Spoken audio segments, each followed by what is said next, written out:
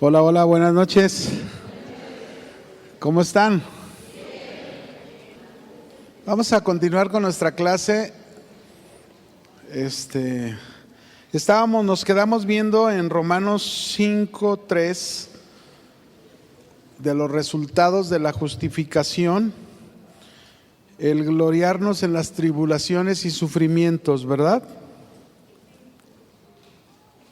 Y aquí nos quedamos, aquí vamos a continuar, que la tribulación produce paciencia. ¿Por qué debemos gloriarnos en las tribulaciones? Porque al final de cuentas la tribulación viene un beneficio que aquí nos dice que se llama, ¿cómo se llama? Paciencia. ¿Cuántos necesitan paciencia? La palabra paciencia aquí en el griego significa resistir con alegría. Es resistencia, es fortaleza, es soporte, es perseverancia. Y en muchas cosas se ocupa la paciencia, ¿no?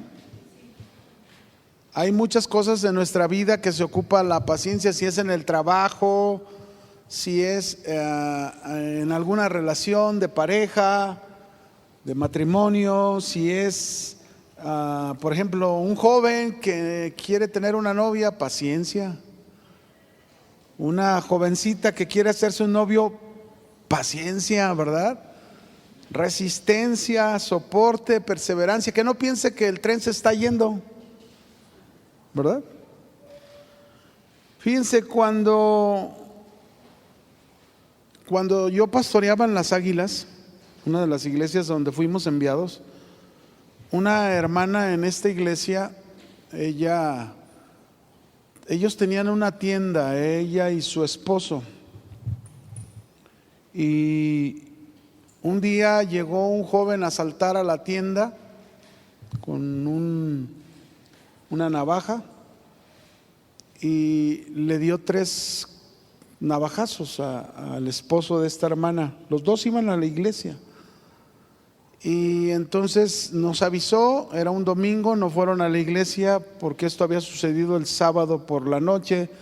Entonces tuvimos el servicio, por la tarde fuimos a visitarlo, él estaba hospitalizado en el ISSSTE y se veía bien, ¿no? Pero uno de los navajazos que le dio en una arteria que es muy delicada. Entonces oramos por él y ahí estuvimos. Y nos venimos a casa. Ya cuando llegamos a medianoche, la hija de ellos le habló a mi esposa. Eran como las 3 de la mañana para decirnos que había fallecido su papá. O sea, se murió. Y entonces, pues ya al día siguiente yo me comunico con su esposa, hablo con ella, pues les damos palabras de ánimo y le pregunto, ¿vas a velar a tu esposo? Sí, en tal lugar. ¿Quieres que hagamos un servicio funerario? Sí, nos pusimos de acuerdo. Y cuando llegamos al velorio, híjole, a mí me impresionó la fortaleza de esta hermana. Estaba bien firme en una resistencia que solamente Dios puede dar, que solamente Dios puede hacer en una persona en una situación como esta, ¿no? Y a mí me impresionó. Y luego fíjense, todavía después de que pasó esto, como al mes, ella empezó a sentirse mal en uno de sus senos. Entonces fue a revisión y resultó que tenía cáncer. Tuvo que llevar un tratamiento de quimioterapias como cerca de 1 año, pero en todo ese tiempo, después de lo que había pasado de su marido y luego ahora esto que estaba enfrentando, yo la vi bien firme, bien fuerte, a pesar de todo, porque a veces nos pasa eso, ¿no? Que nos sucede una cosa y luego viene otra y como que se nos bajan las pilas, ¿no? Como que pensamos que todos contra nosotros nada más. Pero ahí es donde se ocupa que precisamente entendamos que la tribulación produce paciencia. Y esa es la obra de Dios. Solamente la obra de Dios puede hacer esto en nosotros. Yo la vi a ella cómo soportó con paciencia, perseverancia, confió en el Señor. Al final el Señor la sanó, fíjense, sanó de su seno que tenía mal, todo quedó bien y todo siguió adelante, ¿no? Ahora, no solo son casos así, porque a veces la gente piensa que solamente ustedes pasan por cosas. Pero quiero decirles una cosa, que también los pastores enfrentamos situaciones muy difíciles. Yo les voy a compartir 2 testimonios de 2 pastores muy amigos míos, que yo los conocí, que Dios los usaba mucho, y que uno tuvo la experiencia de perder a su hijo, el único hijo, el unigénito que tenía. Y cuando lo perdió, yo recuerdo, porque yo apoyaba en la alabanza con él 4 años. Cuando llegué, los servicios eran jueves. Cuando llegué en jueves al servicio, había un letrero, la iglesia estaba cerrada y había un letrero que decía: el servicio de hoy se va a celebrar en la funeraria tal, porque ahí se va a velar el cuerpo y el nombre de su hijo. Híjole, pues ahí vamos mi esposa y yo, ¿no? Rumbo a la funeraria, bien impresionante, porque este pastor había perdido a su único hijo. Y cuando llegamos a la funeraria, en el funeral, pues yo nunca me imaginé que él iba a predicar. ¿Quién cree que predicó el pastor? Y él habló un sermón que todo el mundo estábamos llorando al oírlo, porque él habló acerca del dolor del Padre Celestial cuando Cristo estaba en la cruz. ¿Se acuerdan que cuando Cristo está en la cruz dice que los cielos se oscurecieron y tembló? Y él hablaba de cómo el Padre Celestial, en su corazón había un dolor por ver la muerte de su hijo, y él habló acerca de su experiencia como pastor. Yo pude ver en la vida de este pastor un aprendizaje para mí, el decir: híjole, qué fortaleza, qué resistencia, qué fuerza se ocupa muchas veces, que solamente Dios lo puede dar. Pues quiero decirles que ese es un resultado de la justificación en nuestras vidas. La tribulación produce paciencia. Así es como dice. Otro pastor amigo mío, su hijo le dio cáncer en su estómago. Tenía a su hijo hospitalizado en la torre de especialidades ahí en el hospital civil. Y una vez me platicó él su estancia ahí en el hospital, que un día dice, había, si haz de cuenta, de las habitaciones así al fondo, había un mueble donde muchas veces pues salíamos de la habitación de nuestros hijos y descansábamos mientras ellos dormían. Entonces dicen, en una de esas yo salí hacia el mueble y vi a un hombre llorando, pero inconsolable, dice. Entonces yo llegué, lo abracé y le empecé a hablar del Señor, le empecé a hablar de Cristo. Y ya una vez que empecé a hablarle, el Señor, ya con sus lágrimas en sus rostros, volteó y me dijo: uy, sí, qué fácil es decirme estas cosas cuando usted no tiene un hijo muriéndose de cáncer.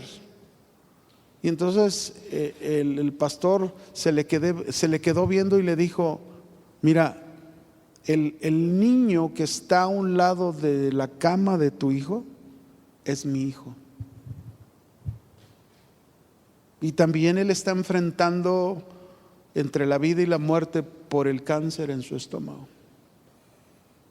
No, entonces el Señor, sorprendido, más recibió el mensaje del evangelio que el pastor le pudo dar. Híjole, yo dije, ¿cómo se ocupa una fuerza, una fortaleza, una resistencia? Pero ahí está en la Biblia dice: la tribulación Nos gloriamos en las tribulaciones porque la tribulación produce paciencia. Y luego sigue diciendo en el verso 5, vamos adelante, Romanos 5:4, y la paciencia produce, ¿qué produce? Dígalo fuerte, ¿qué produce? Prueba. ¿Qué produce? Ay, otra vez. Acabamos de salir de una y vamos a entrar a otra. ¿Cómo que la paciencia produce prueba? Aquí la palabra prueba, su definición significa experiencia en el carácter. Es decir, traducido, quiere decir la paciencia produce una experiencia en nuestro carácter. Una experiencia que nos llega a tener un carácter más firme, más íntegro, que más conoce a Dios, que no es solo una teoría, sino es una experiencia. ¿Es una qué? Una evidencia experimental de lo que hemos creído. Filipenses capítulo 1, verso 21 al 25.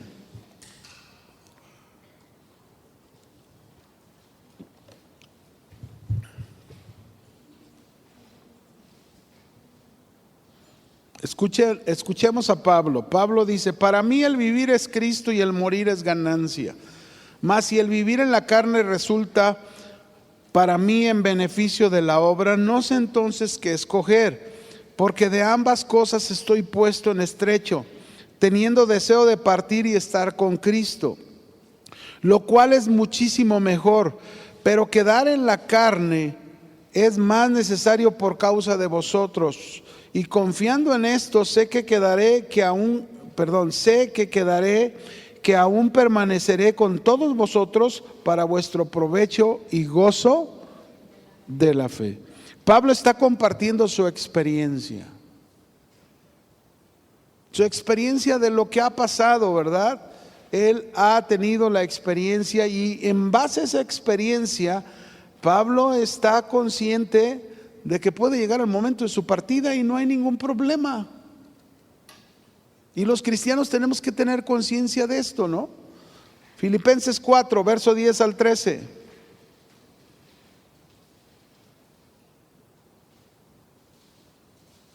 Esta es la experiencia de Pablo en sus momentos de tribulación, habiendo aprendido la paciencia, y la paciencia producido esa experiencia en su vida.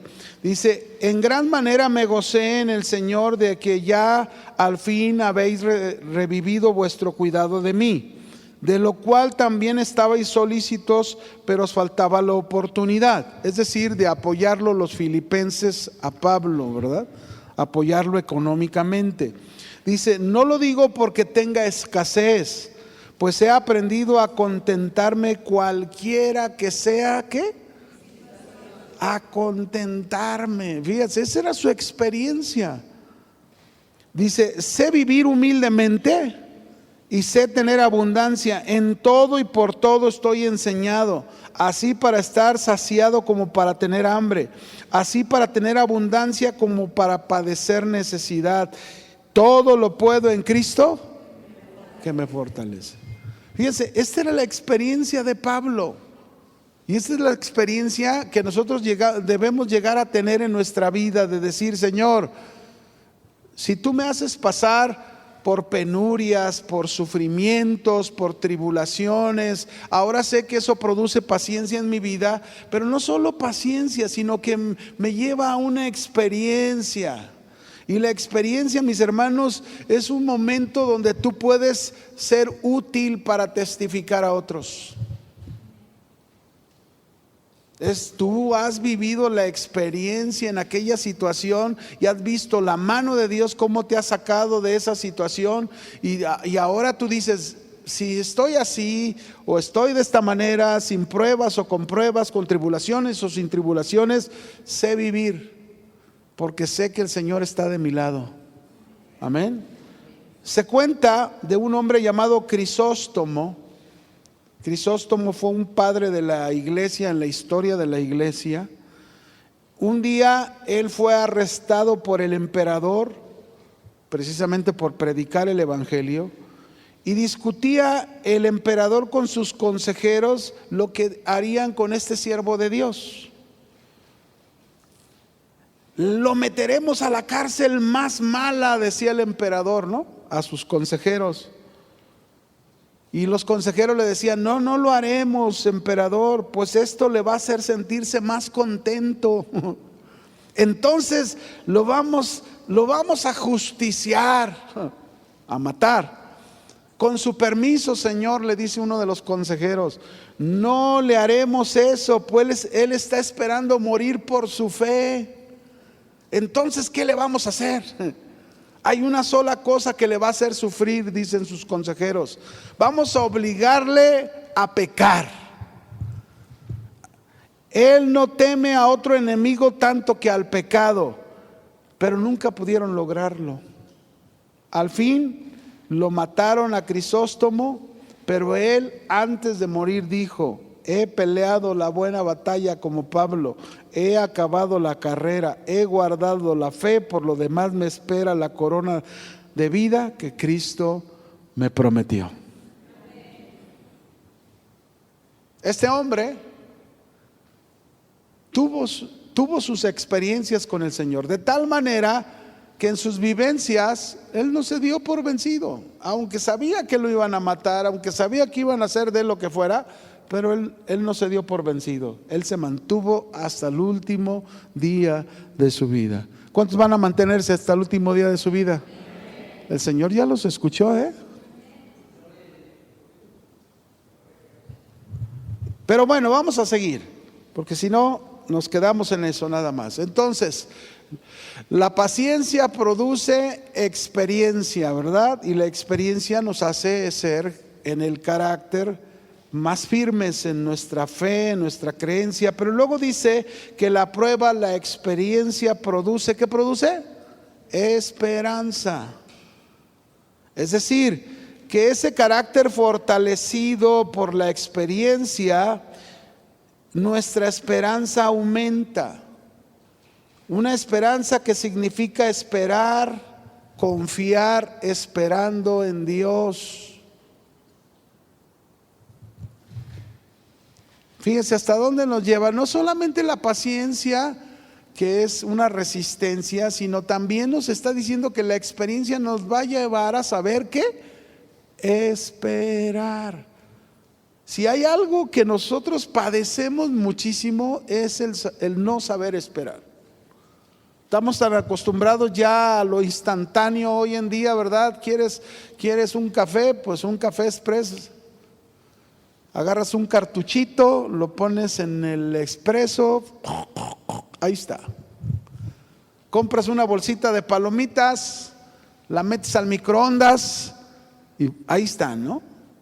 Una vez me sorprendí, fui a Estados Unidos en una de las veces que fui con mi esposa y tenía ganas de una hamburguesa, pero no había ningún negocio de hamburguesas cerca. Entonces entramos a un supermercado y decía hamburguesas. Entonces abrí el refrigerador y parecía una tortilla.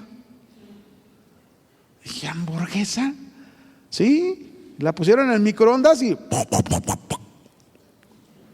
caray, pues ¿de qué está hecha esta hamburguesa, no? Imagínense cómo todo lo hacen hoy, ¿no? Pues hasta miedo me dio comérmela, porque dije, no me la vaya a comer y luego yo al rato vaya a explotar, ¿no? Pero todo es tan instantáneo que muchas veces nosotros nos desesperamos en las cosas. Es que ya quiero esto, ya, Señor, ya, respóndeme. Llevas un día, no hay respuesta. Llevas una semana, no hay respuesta. Llevas 3 meses, no hay respuesta. Espera. La experiencia nos ayuda a saber esperar. ¿Por qué? Porque en la experiencia ya conocemos a nuestro Dios. Abraham, mis hermanos, Dios le dijo: Abraham, te voy a dar un hijo. ¿Saben cuánto tuvo que esperar Abraham? 25 años. ¿Cuánto llevas tú? Y luego a su hijo Isaac, igual le dijo, o sea, te voy a dar unos hijos, ¿verdad? Y él había orado porque su esposa era estéril también, igual que su mamá. Y bueno, pasaron 20 años en el caso de Isaac.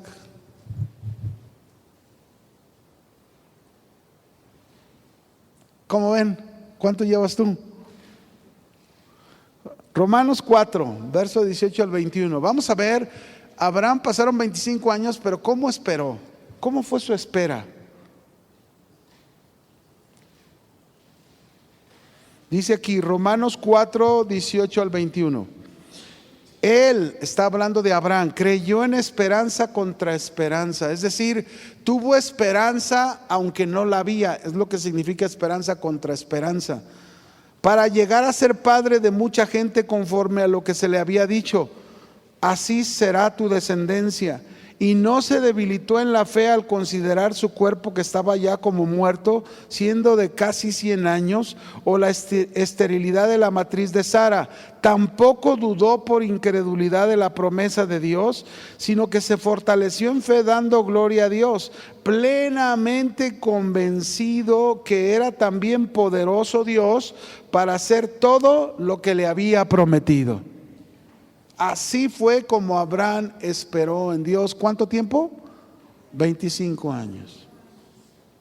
Miren, hermanos, en nuestra vida cristiana tenemos que aprender que ciertamente fuimos justificados, que es una parte de nuestra salvación, y que esta justificación nos ha traído resultados, beneficios a nuestra vida, y uno de ellos es el saber esperar.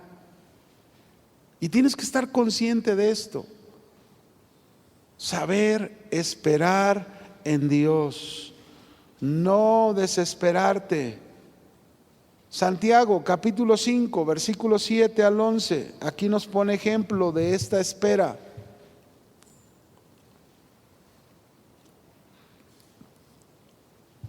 Por tanto, hermanos, tened paciencia hasta la venida del Señor.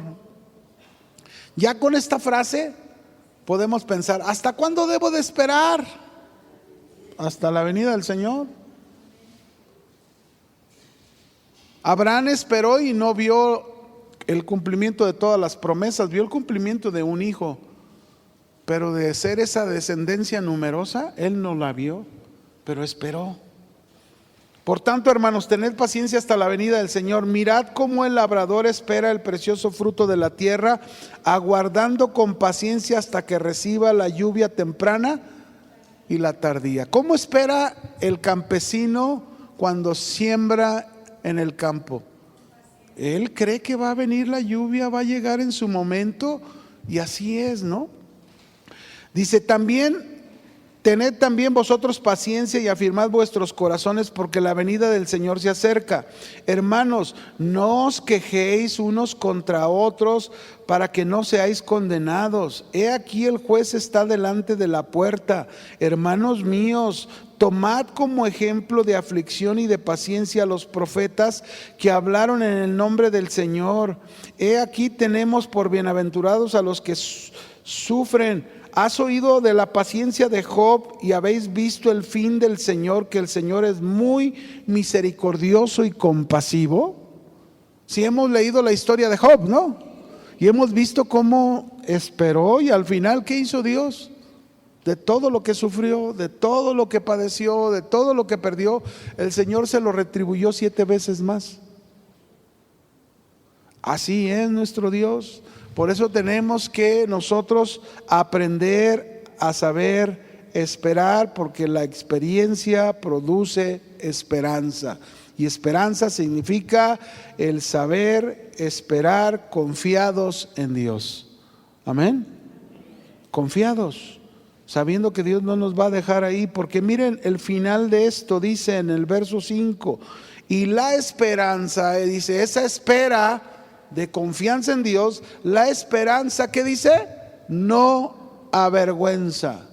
Estoy en el versículo 5 de Romanos 5. La esperanza no avergüenza, y esta palabra no avergüenza dice no deshonra. Es decir, esta esperanza que tenemos en Dios no nos va a fallar.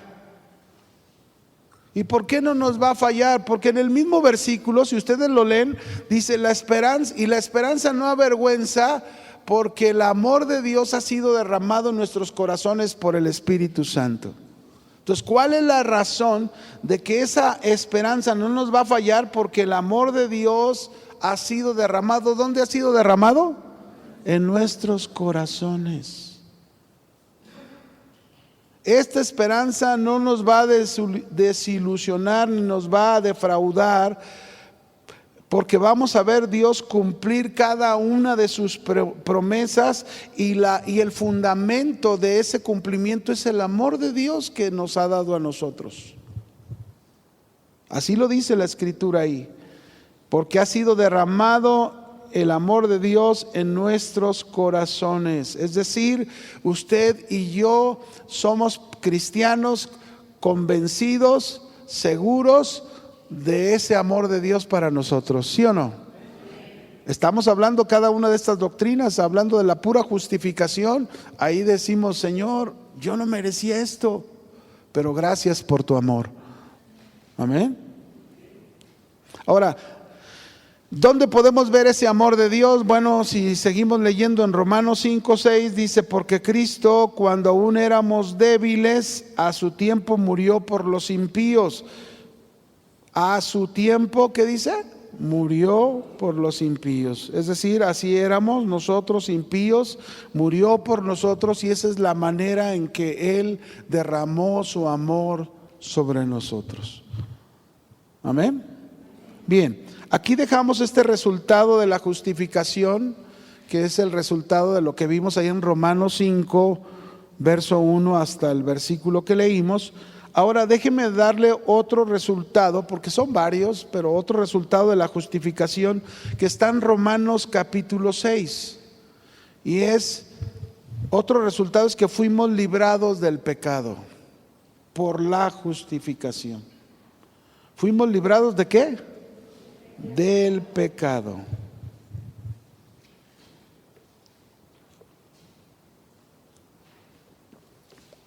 Antes de empezar el capítulo 6, déjenme leerles por los últimos versículos del capítulo 5, porque tiene una hilación con el inicio del capítulo 6 de Romanos. Dice en el verso 20 de Romanos 5, pero la ley se introdujo para que el pecado abundase, mas cuando el pecado abundó, sobreabundó la gracia, para que así como el pecado reinó para muerte, así también la gracia reine para la justicia, para vida eterna mediante Jesucristo, Señor nuestro.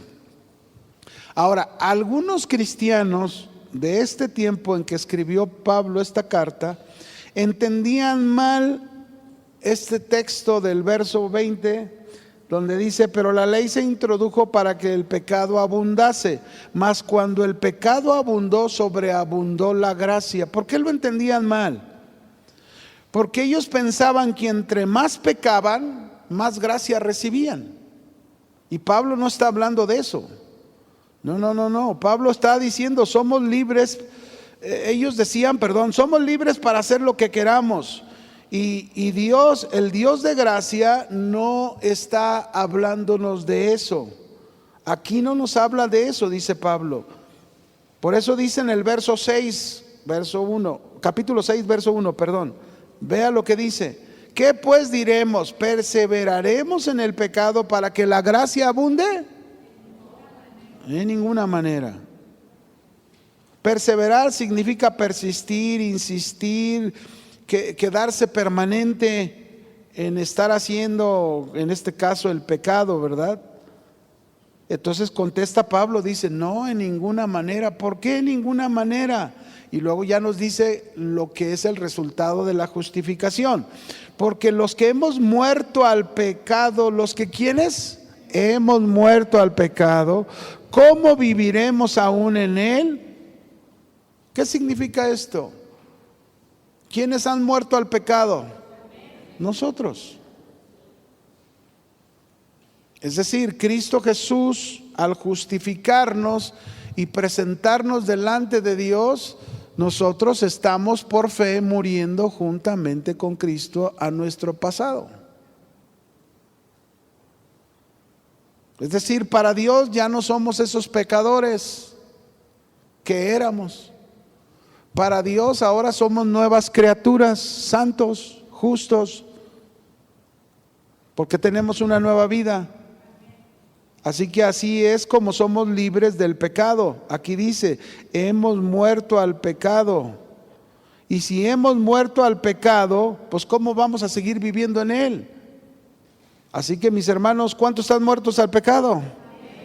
Así es. ¿Cuántos se han bautizado? El bautismo tiene esta representación precisamente, morir al pecado, y luego cuando eres sacado del agua resucitas a una nueva vida. Ahora, Pablo habla de 4 argumentos que nos identifican con Cristo en su muerte, que es el resultado precisamente de la justificación, otro resultado. 4 argumentos contra la supergracia, ¿no? Aquellos que dicen que por la gracia puedes seguir haciendo lo que quieras, ya estás en la gracia. No, eso no significa la gracia de Dios. Ese es enseñar una doctrina errónea, contraria a las Escrituras. Vamos a ver estos argumentos. El primer argumento está en el verso 3 de Romanos 6, donde dice: ¿o no sabéis que todos los que hemos sido bautizados en Cristo Jesús hemos sido bautizados en su ¿qué? Muerte? ¿Cuál es el primer argumento que presenta Pablo? Que somos bautizados en Cristo. Y ser bautizado en Cristo significa ser bautizado en su muerte. Por eso bautismo significa cubrir completamente algo. Eso es lo que significa bautismo. Somos cubiertos totalmente en Cristo, sumergidos totalmente en Cristo. Así es como debe de ser un cristiano. Un cristiano muere a su pecado, es libre del pecado. Es decir, el pecado ya no te puede gobernar, no debería gobernarte. Puedes fallar alguna vez, pero no puedes vivir en él. Ahora, a veces es tan confuso en los cristianos este tipo de cosas, que por ejemplo en 1 Corintios capítulo 5, Pablo tuvo que exhortar a la iglesia por la inmoralidad que había ahí dentro de la iglesia y que no hacían nada. Y él dijo, si somos libres del pecado, esto no puede estar pasando. Dice ahí en 1 Corintios 5:1, de cierto se oye que hay entre vosotros fornicación, y tal fornicación que ni aún se nombra entre los gentiles, tanto que alguno tiene la mujer de su padre. Y ustedes están envanecidos. Es decir, ahí lo tienen y no dicen nada y no pasa nada, estamos en la gracia, vamos a seguir haciendo lo que queramos. ¿No deberían más bien haberos lamentado para que fuese quitado de en medio de ustedes el que cometió tal acción? Ciertamente yo como ausente en cuerpo, pero presente en espíritu, ya no como presente he juzgado al que tal ha hecho esto, ¿no?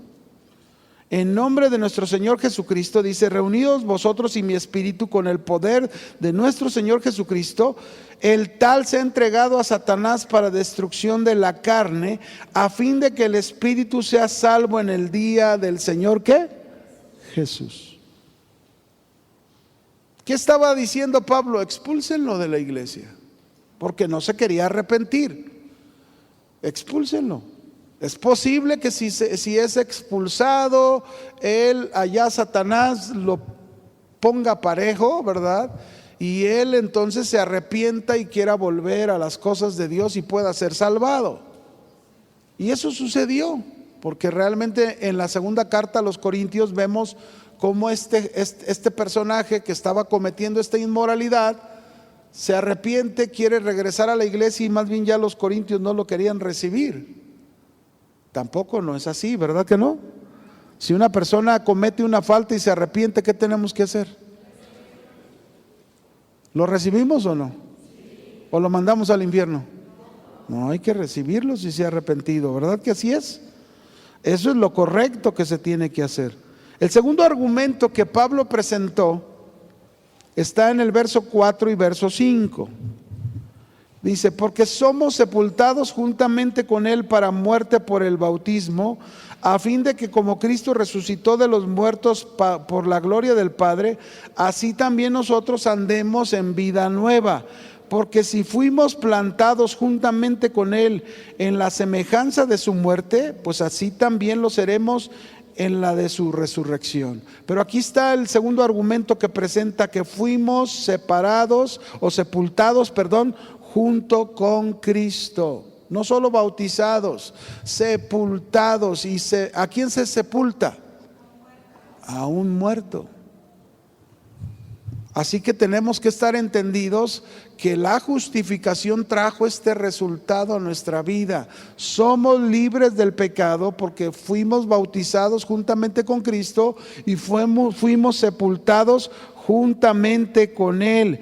¿Para qué? Para que también como Él resucitó de entre los muertos, nosotros también tengamos nueva vida. Así es como debe de ser, nueva vida. Y la nueva vida significa el vivir alejados del pecado y seguir la santidad.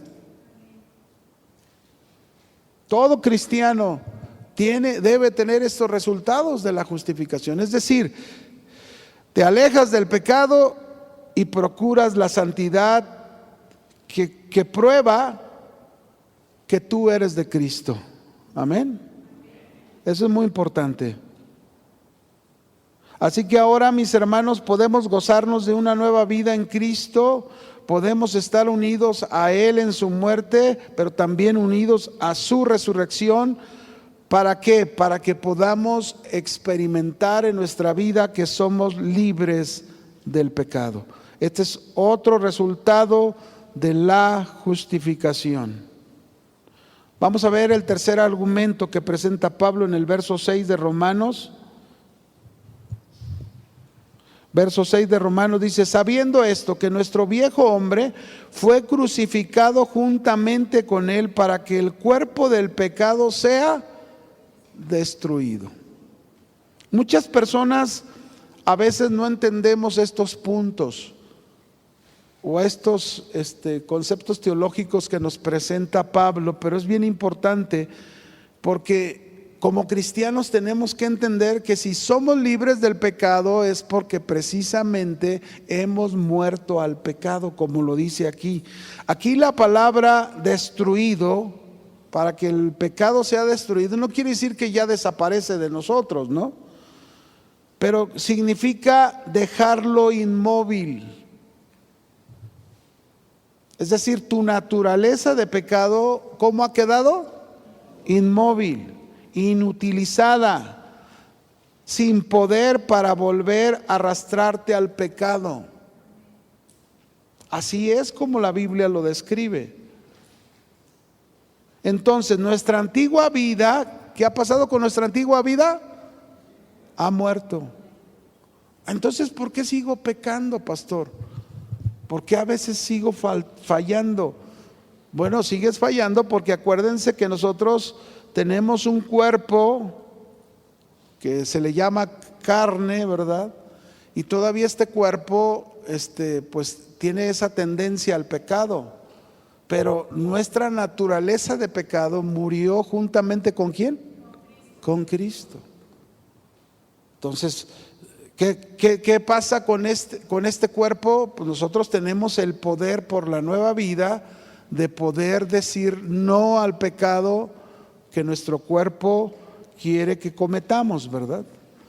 Entonces, por eso dice aquí bien claro, destruido, inmóvil, inutilizado, así es como está. La segunda parte del verso 6 dice, a fin de que no sirvamos más, ¿a quién? Al pecado. Ese es el punto. El punto de un verdadero cristiano es alguien que ya no sirve al pecado, es decir, ya no vive en él, ya no practica de él. Alguna vez quizás le gana alguna área en su vida, pero se levanta, pide perdón, sabe que su pecado, su naturaleza de pecado ha muerto en Cristo y ahora él tiene una nueva vida y con esa nueva vida él puede vencer al pecado en su vida. Amén. Así es como debemos de verlo en nuestra vida. Lo que hizo Jesús en la cruz fue definitivo, consumado ante los ojos de Dios. Nuestros pecados fueron puestos ahí en la cruz y nosotros somos libres del pecado. Amén. El cuarto argumento que Pablo mencionó está en el verso 7. Mire lo que dice ahí. Porque el que ha muerto, hablando, no lo dice ahí al pecado, pero de eso se está hablando, porque el que ha muerto al pecado ha sido justificado ¿de qué? Del pecado. Somos justificados y este es el resultado de la justificación, que somos libres, usted y yo, del pecado. Fuimos justificados de la culpa, fuimos justificados de la condenación porque ya hemos muerto y judicialmente el pecado no tiene ninguna relación con nosotros. Por eso es que nosotros decimos Cristo llevó nuestra condena en la cruz y no que deberíamos de recibir nosotros, porque ahí Jesús está representando nuestro pecado. Amén. Por eso es así, de esa manera. Entonces, este es otro de los resultados de la justificación. Nada más rápidamente se los digo. El tercer resultado de la justificación es que fuimos librados de la ley. ¿Fuimos librados de qué? De la ley. Aquí Pablo en el capítulo 7 de Romanos usa los versículos del 1 al 6 hablando acerca del matrimonio para ilustrar nuestra relación con la ley. Y él dice, cuando un esposo muere, la ley del matrimonio habla que la mujer queda libre, ¿sí? O el hombre, o viceversa, ¿verdad? ¿Por qué? ¿Qué es lo que libra de la ley? La muerte. Y esto es lo mismo que dice él. Si nosotros, hemos muerto con Cristo, nosotros somos libres. ¿De quién somos libres? De la ley. ¿Y qué hacía la ley con cada uno de nosotros? La ley nos condenaba. Eso hacía la ley. La ley nos condenaba, ¿verdad? Y al nosotros llegar a morir juntamente con Cristo, fuimos hechos libres de la ley. Y ahora nosotros, como nuevas criaturas, ya no pertenecemos a esa rigurosa ley como en el pasado se vivía. Ahora nosotros pertenecemos a una vida en el Espíritu que nos capacita para dar frutos, buenos frutos a Dios. Así es como vivimos, ya no bajo la ley, sino bajo el Espíritu que es de la gracia, ¿verdad? Y que nos enseña a obedecer a Dios y ya no seguir las reglas ceremoniales, rituales como había en la ley. Entonces, qué importante, mis hermanos, es que usted y yo entendamos lo que la justificación ha logrado en nuestra vida. ¿Cuánto le dan gracias a Dios por eso?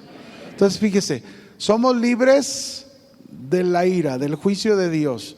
Y ya vimos todo lo que nos resulta, ¿verdad? Los beneficios de estar en la presencia de Dios, tener paz, de gloriarnos en la esperanza de la gloria de Dios, que un día podremos estar en su presencia, verlo cara a cara, de gloriarnos en las tribulaciones, porque la tribulación produce paciencia y la paciencia produce prueba, experiencia, y luego eso nos lleva a saber esperar. Pero también hemos aprendido que la justificación nos ha llevado a ser libres del pecado, es decir, el pecado ya no tiene poder para gobernarnos, porque hemos muerto al pecado y se nos ha otorgado una nueva vida, y esa nueva vida es el poder que tenemos para vencer al pecado cada vez que éste se presente en nosotros. Pero no solo eso, también fuimos librados de la ley y ya no vivimos bajo la ley,